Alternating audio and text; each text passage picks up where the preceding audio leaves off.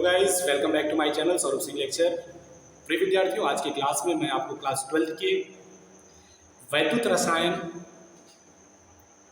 Chapter के most important topic Kohlrausch के नियम के बारे में डिस्कस करेंगे। और आप लोग अपने साथ रफ और पेन लेके ईमानदारी से बैठ जाइएगा और मैं आपको बेहतरीन तरीके से समझाने का प्रयास करूंगा। ठीक है, तो चलते हैं, क्लास को हम कंटिन्यू करते हैं, जिसका नाम होता है कोलराउस का नियम। मोस्ट इंपॉर्टेंट टॉपिक है कोलराउस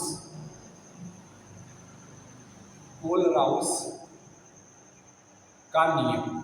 और एग्जाम में यह बार बार पूछता है, तो इसको हम आपको बता देते हैं, इसको हम इंपॉर्टेंट कर लेते हैं। ठीक है, इंपॉर्टेंट बना लेते हैं। ठीक है, कोलराउस का नियम।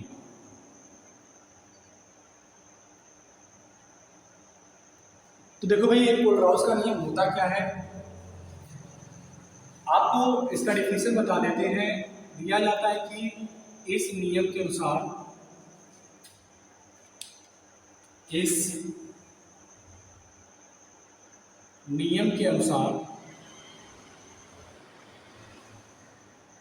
अनंत तनुता, इस नियम के अनुसार अनंत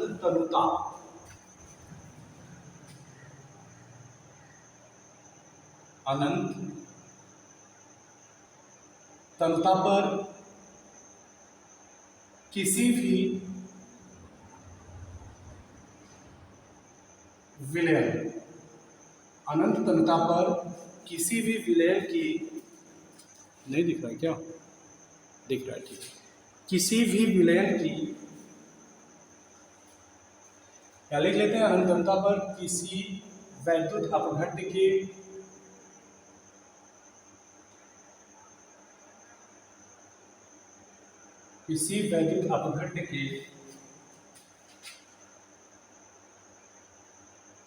विलयन की मोलर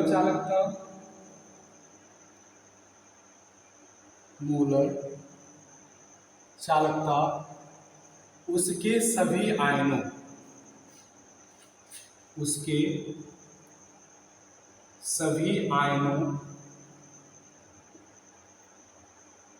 धन आयनों तथा ऋण आयनों, धन आयनों तथा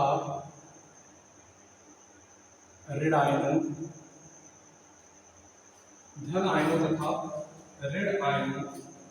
की अनंत तनुता पर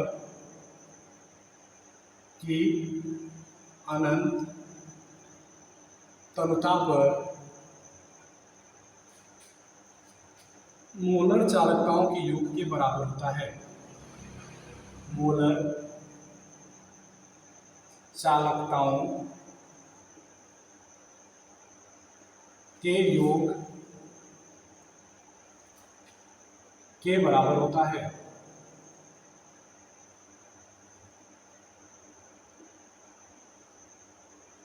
डिफिनेशन पहले कर लीजिए, मैं फिर फॉर्मूला आपको समझाऊंगा। फॉर्मूले से आप लोग बेहतरीन तरीके से इसको समझ पाएंगे। बराबर होता है, ठीक है। अब इसको आते हम लोग समझते हैं, क्या बोला गया, फिर से देखिएगा। बोला गया कि इस नियम के अनुसार अनंत तनुता पर, तनुता अनंत में इस टाइप में कहते हैं। EQ का मतलब हो गया इक्विवेलेंट, इक्विवेलेंट का मतलब होता है आपका मोलर चालकता, बोला ना, सॉरी, मोलर चालकता। मोलर चालकता को हम लोग लैम्डा एम से प्रदर्शित करते हैं, और वहाँ पे अनंत तनुता बोला गया, तो इसको क्या बना दिया, इनफाइनाइट बना दिया। तो लैम्डा एम इनफाइनाइट, तो बोला जाएगा यहाँ से, देखो, अनंत तनुता पर किसी भी वैद्युत अपघट्य की मोलर चालकता उसके कौन से आयन, धन आयन तथा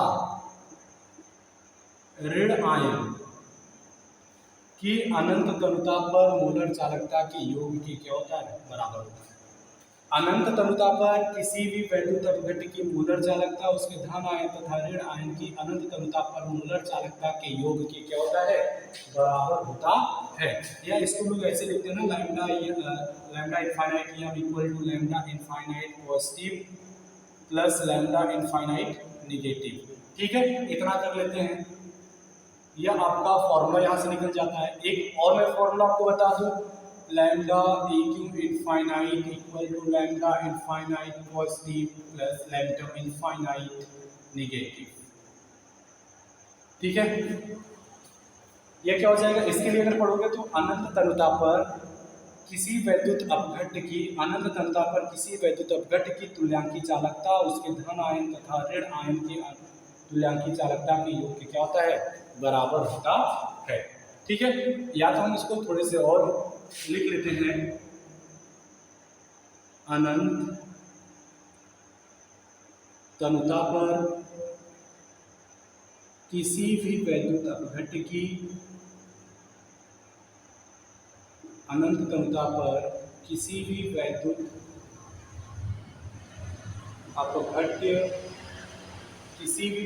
अपघट्य की मोलर चालकता उसके धन आयन तथा ऋण आयन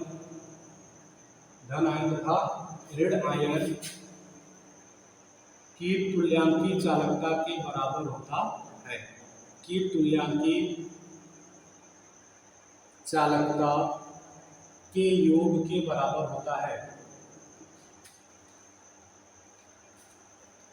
कि अनंत तनुता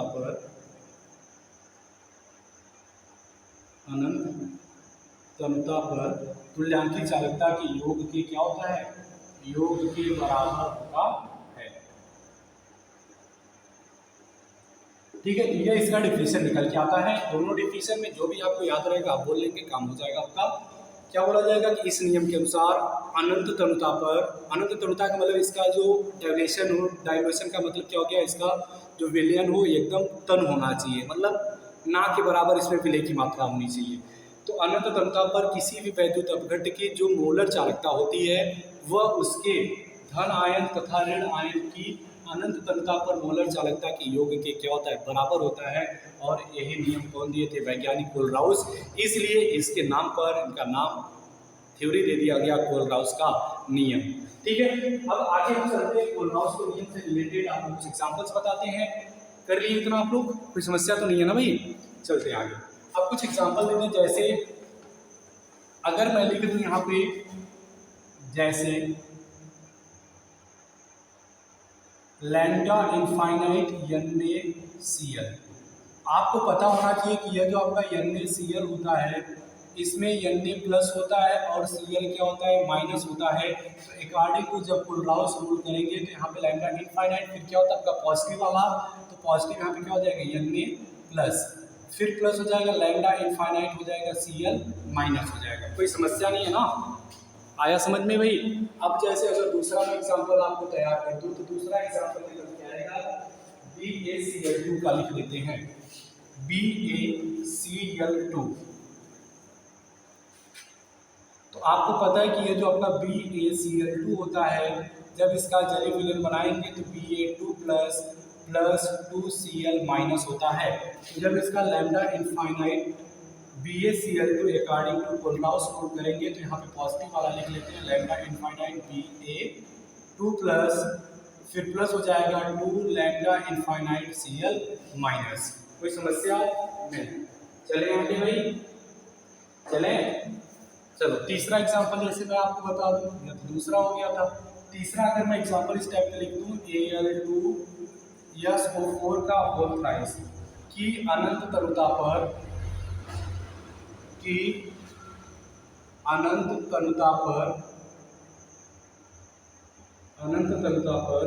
तुल्यांकी चालकता ज्ञात कीजिए। तुल्यांकी चालकता ज्ञात कीजिए। तो तुल्यांकी चालकता अनंत तनुता पर जब करेंगे तो यहाँ हो जाएगा लैम्डा इनफाइनाइट और जो कंपाउंड आपको दिया रहता है उसमें लिख लेते हैं Al2SO4 का होल थ्राइस। ठीक है, फिर क्या हो जाएगा? बराबर लैम्डा इनफाइनाइट हो जाएगा। और आपको पता होना चाहिए कि ये जो आपका Al2SO4 का जो होल थ्राइस होता है जब इसको हम लोग रिएक्शन के माध्यम से समझेंगे तो यहाँ हो जाएगा 2Al3 प्लस 3SO4 2 माइनस होता है। तो अब यहाँ पे क्या हो जाएगा, लैम्डा इनफाइनाइट, और इसमें कितने से गुणा है, 2 से गुणा है ना भाई, 2 से। तो जब 2 से गुणा है, सॉरी हाँ 2 से गुणा है, तो इसको जब हम लोग करेंगे तो यहाँ पे लिख लेंगे lambda infinite A L 3 plus, और जितना प्लस रहता है उतना हम लोग क्या कर देते हैं, बटे में कर देते हैं। तो यहाँ पे 3 प्लस था तो मैंने 3 बटे में कर दिया, प्लस हो जाएगा, देखो यहाँ पे लैम्डा इनफाइनाइट, और लैम्डा इनफाइनाइट क्या है आपका, यस को 4 2 माइनस है, और यहाँ पे जब 2 माइनस तो ये क्या हो जाएगा 1/2 हो जाएगा। यानी इसका फॉर्मूला हो जाता है lambda infinite A Q equal to 1/n plus lambda infinite n plus, फिर प्लस सॉरी यहाँ पर हो जाएगा प्लस, फिर लैम्डा इनफाइनाइट यहाँ पे 1/n माइनस, और ये हो जाएगा आपका माइनस। n प्लस का मतलब हो गया प्लस आवेशों की संख्या, और n माइनस का मतलब हो गया माइनस आवेशों की संख्या हो गई। ठीक है, कोई समस्या नहीं होनी चाहिए। यहाँ पे अगर कोई आपको दिक्कत लगे तो आप मेरे से फिर से पूछिएगा, मैं फिर से बताऊंगा, नहीं समझ में आएगा तो कमेंट बॉक्स में कमेंट जरूर करिएगा। ठीक है, अब इससे रिलेटेड कुछ क्वेश्चंस कर लेते हैं। इससे रिलेटेड कुछ क्वेश्चंस हम करते हैं जो आपका एनसीईआरटी बेस्ड है, तो नोट कर लीजिए इसको, फिर हम क्वेश्चंस के बारे में डिस्कस करते हैं। ठीक है,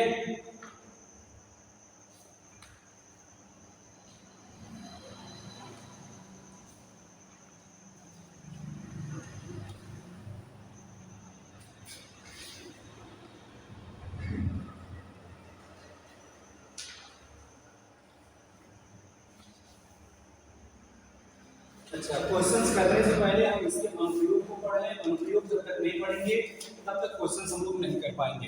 ठीक है, क्वेश्चंस करने के लिए हमको सबसे पहले एप्लीकेशन ऑफ कोलराउस रूल के बारे में पढ़ना होगा। तो कोलराउस के नियम के अनुप्रयोग, आपको हेडिंग डालिएगा कोलराउस के नियम के अनुप्रयोग। यहाँ पे दिख रहा है ना, ठीक है, लिख देते हैं कोलराउस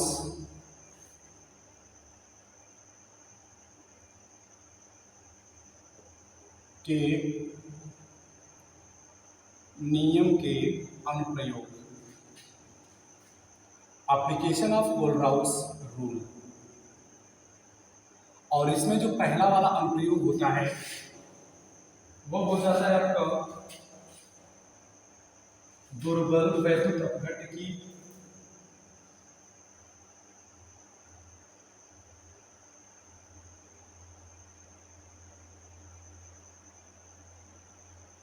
दुर्बल वैद्युत अपघट्यों की अनंत तनुता पर मोलर चालकता, अनंत तनुता पर मोलर चालकता। चलो हेडिंग बना लो सभी लोग, फिर हम इसके बारे में डिस्कस करते हैं।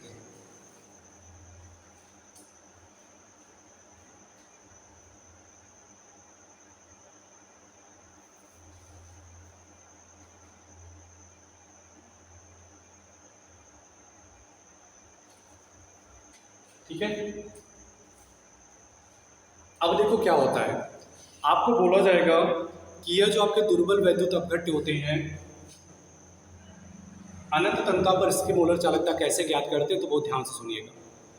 बोला जाता है कि जो प्रबल वैद्युत अपघट्य होते हैं, प्रबल जो वैद्युत अपघट्य होते हैं, उनकी जो मोलर चालकता होती है उसको हम लोग निकालते हैं किस विधि से, ग्राफिकल मेथड यानी कि आलेखन विधि से। ग्राफिकल मेथड, जिसको हिंदी में कहा जाता है आलेखन विधि। कौन सी विधि? आलेखन विधि।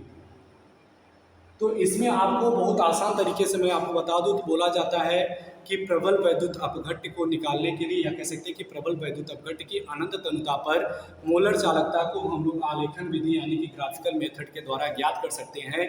परंतु दुर्बल वैद्युत अपघट्य, जैसे दुर्बल वैद्युत अपघट्य का मतलब मैंने लिख दिया CH3COOH, यह आपके दुर्बल वैद्युत अपघट्य होते हैं। और एक हो जाता है आपका NH4OH, ठीक है, NH4OH। इसको निकालने के लिए तो आलेखन विधि के द्वारा इसको नहीं निकाल सकते हैं। समझ में आई मेरी बात? यानी कि जो प्रबल वैद्युत अपघट्य होता है उसको निकालने के लिए एक मेथड होता है जिसका नाम होता है आलेखन विधि, लेकिन जो दुर्बल वैद्युत अपघट्य होता है उसको निकालने के लिए ग्राफिकल मेथड यूज नहीं हो पाता है। इसके लिए यानी कह सकते हैं कि दुर्बल वैद्युत अपघट्य की अनंत तनुता पर मोलर चालकता को ज्ञात करने के लिए हम लोग प्रबल वैद्युत अपघट्य की सहायता लेते हैं। यानी कि दुर्बल वैद्युत अपघट्य की अनंत तनुता पर मोलर चालकता को हम लोग प्रबल वैद्युत अपघट्य की सहायता से ज्ञात कर सकते हैं। चलते हैं, लिखते हैं इसके बारे में थोड़ा सा एक लाइन। रफ और पेन लेके बैठिएगा, लिखिएगा प्रबल वैद्युत अपघट्य की प्रबल वैद्युत अपघट्य की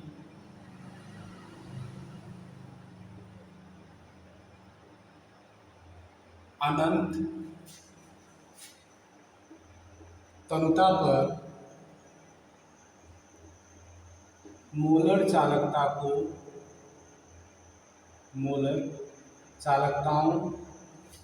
अनंत तनुता पर मोलर चालकताओं के मान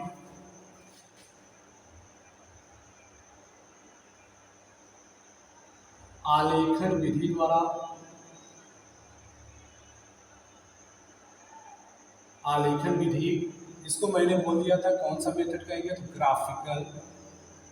ग्राफिकल मेथड। ग्राफ वाला मेथड तो आप लोग जानते हो कि ग्राफ कैसे बनता है, इसके बारे में आपको पता है। आलेखन विधि द्वारा ज्ञात किया जा सकता है या ज्ञात किया जाता है। ठीक है, फिर इसके बाद अगर हमको लिखेंगे परंतु दुर्बल वैद्युत अपघट्य को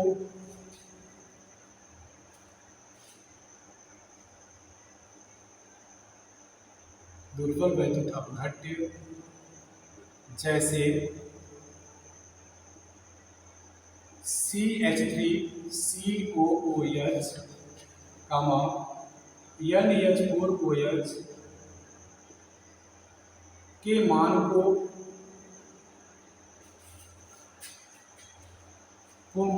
को इस विधि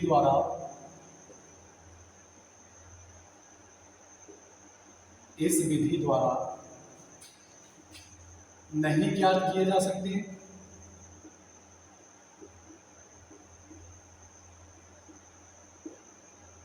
नहीं ज्ञात किया जा सकता है। और रीजन क्या होता है इसका, क्यों इसके द्वारा ज्ञात नहीं किया जा सकता, लिख लीजिएगा क्योंकि ए कम आयनित होते हैं, क्योंकि ये कम आयनित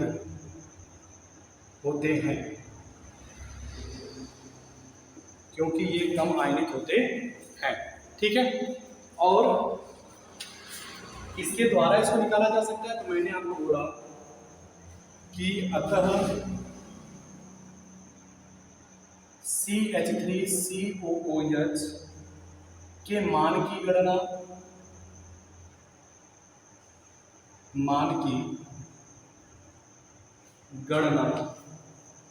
HCl CH3COON यानी सोडियम एसिटेट, हाइड्रोक्लोरिक अम्ल सोडियम एसिटेट, और हो जाएगा NaCl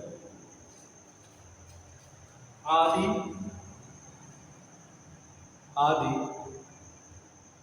प्रबल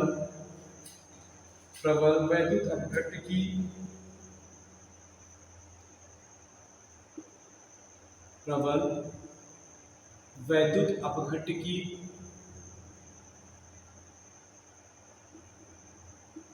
सहायता से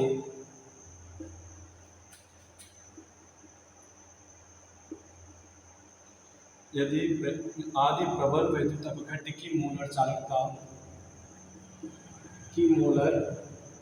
चालकता को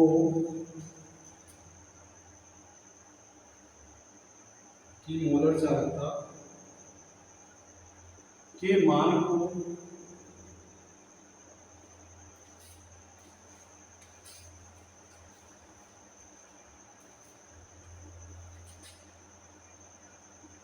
द्वारा ज्ञात किया जा सकता है।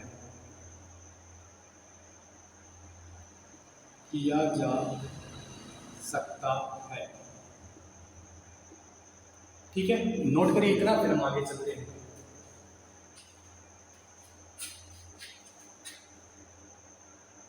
नोट करिए भाई जल्दी से।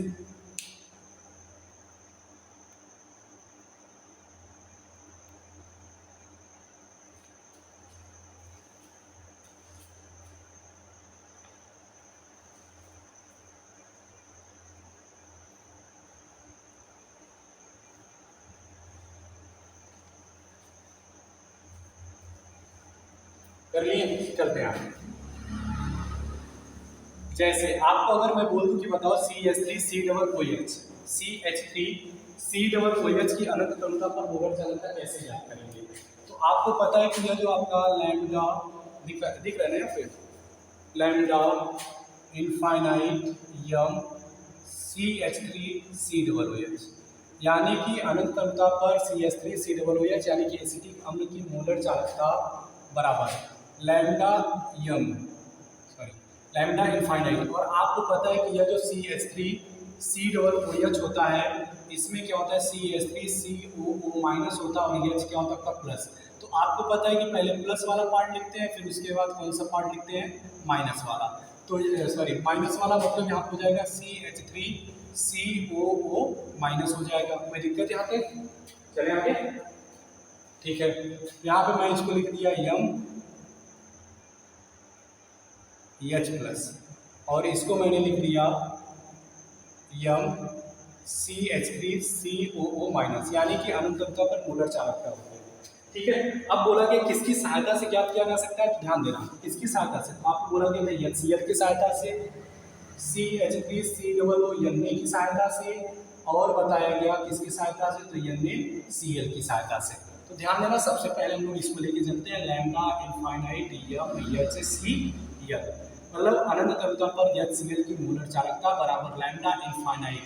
और आपको पता है कि HCl में H क्या होता है आपका प्लस होता है, H प्लस हो जाता है, और लैम्डा इनफाइनाइट और ये Cl क्या हो जाता है आपका माइनस हो जाता है। ठीक है, कोई दिक्कत? इसको हम लोग कर लेते हैं इक्वेशन नंबर फर्स्ट। और दूसरा यहाँ पे बोला गया लैम्डा इनफाइनाइट यम हो जाएगा CH3COO हो जाएगा।